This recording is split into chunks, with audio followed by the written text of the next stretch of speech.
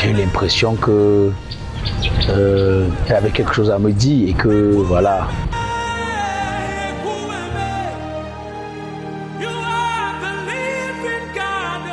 La dernière fois où Mamiton était en boîte de nuit, c'était avec moi. J'étais avec Serge Bélan. Ce soir, on a la rencontre d'un ami qui vient nous trouver. Il souhaite rencontrer Mamiton parce que pour lui, Mamiton, c'est son artiste. On passe toute la nuit, toute la soirée là, ensemble.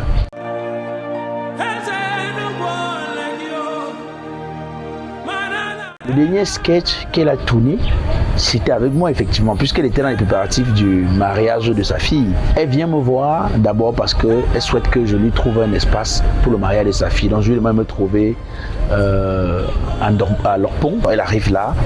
Tout de suite, je lui présente l'espace. Elle me dit oui, c'est bien, mais comme ma fille la complique trop, je ne sais pas si elle va valider. Mais elle me dit qu'on lui a indiqué aussi un autre endroit à Youpoué. Elle ira regarder pour voir si finalement ce sera là-bas ou pas. Donc ce jour, j'improvise un sketch. On a joué un sketch Serge Bélan et moi, avec Mamiton où elle est ma belle-mère. Et elle décide de donner ma fiancée à Serge Bélan. Donc c'est ce jour qu'on improvise le sketch. Un peu comme si on savait que c'était peut-être les au revoir. Et donc on finit de jouer le sketch, on se donne rendez-vous. Parce que ce sketch on avait improvisé avec le téléphone. Mais je voulais qu'on tourne un sketch avec des caméras dans les règles de là et tout. Donc on va se retrouver à Bonamou Sadi au niveau non loin de Balafon Télévision. Là où on va jouer le dernier sketch de la carrière de Mamiton.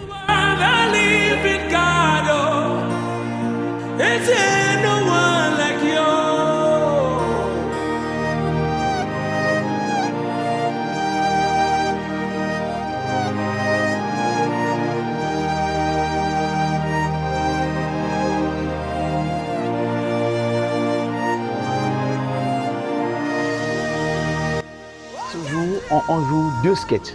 On joue Les Vacanciers et on joue Je veux le nom de l'enfant. Voilà. Et elle crie. Après, au bout d'un moment, elle dit on m'a même demandé de ne plus crier. Que c'est ça qui me rend malade. Vraiment, il faut que. Je lui dis mais si tu ne cries pas, tu vas manger quoi? C'est quand tu cries que les gens aiment. Donc, si tu ne cries pas, tu ne vas pas exister. On blague comme d'habitude. Hein. Moi, je ne peux pas avoir, je peux pas imaginer que quelque chose de grave pourrait arriver dans les jours qui se viennent. Elle va demander qu'on aille un peu plus vite parce qu'elle va pour l'organisation du mariage de sa fille. On la libère, nous on reste sur le plateau. On va quitter peut-être 3 heures plus tard. Après une semaine, j'appelle Mamiton pour lui dire mais tu vois comment tu es? Quand tu vas organiser le mariage de ta fille, tu ne m'appelles même pas pour qu'elle vienne manger. Tu as peur qu'elle peut venir manger un morceau de viande là-bas. Et tout ça, elle me dit, regarde-moi comment il est villageois, ça ne s'est même pas encore passé.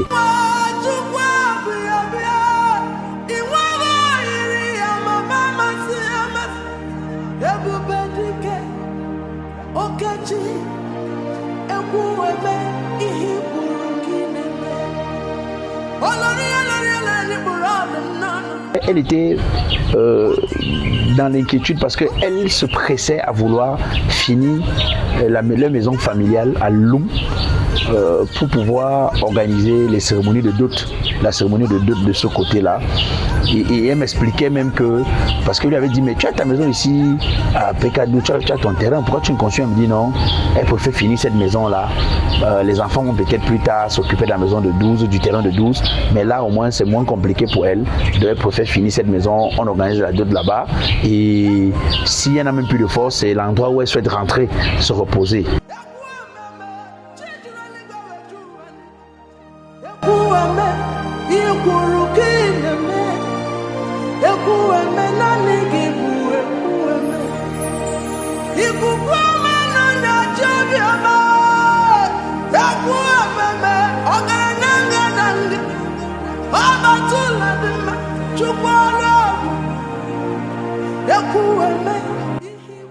Elle m'appelle un matin, elle me dit j'ai envie de te voir. Je lui dis la mère, je suis chez Dr Fouenan à Aqua. J'ai des problèmes de dents. Elle va me retrouver chez Dr Fouenan. De ce jour même, on lui blanchit les dents. Après, elle estime que après le blanchiment des dents là même, elle se mordait la langue à tous les coups. Je lui dis non, peut-être tu vas pas remarquer quelque chose. Alors tu manges, ça va repositionner les dents. Donc on s'amusait vraiment, on était dans notre ambiance bon enfant. elle pose un acte qui me surprend. Elle qui est venue me voir parce qu'elle souhaitait que je l'aide à m'occuper de sa chaîne YouTube prochainement. Donc, pendant qu'on est assis, elle qui n'a pas d'argent, elle voit les gars qui vendent les habits, les boubous là passer. Et elle dit, viens, tu ne vois pas que le truc irait mieux avec toi. Je lui dis, mais c'est bien, mais j'ai pas d'argent. Elle dit, mon ami, quand on voit un truc comme ça, on essaye d'abord. Elle dit, mais va essayer quelque chose, je n'ai pas l'argent. Elle me dit, essaye. Je lui dis, c'est bien, mais je n'ai pas d'argent. C'est ce que je t'ai dit. Je regarde pas moi les choses quand moi, je n'ai pas l'argent. Elle dit, c'est combien? On dit, 7. Elle sort 6 000. Elle donne et elle me demande de compléter 1000 francs. Donc, elle m'offre mon habit de revoir.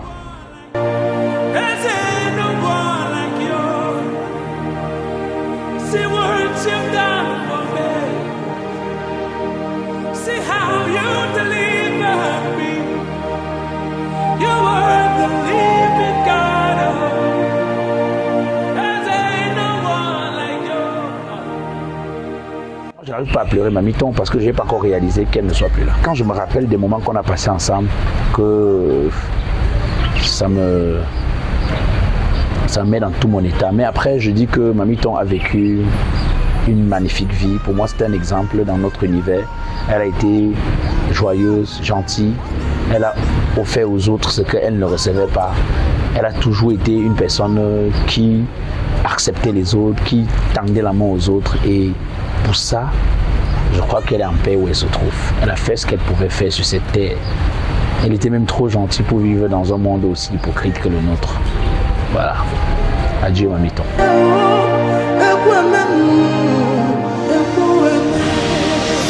See what you've done for me. See how you set me free. You were the living God. There's no one like you. See what you've done for me. See how you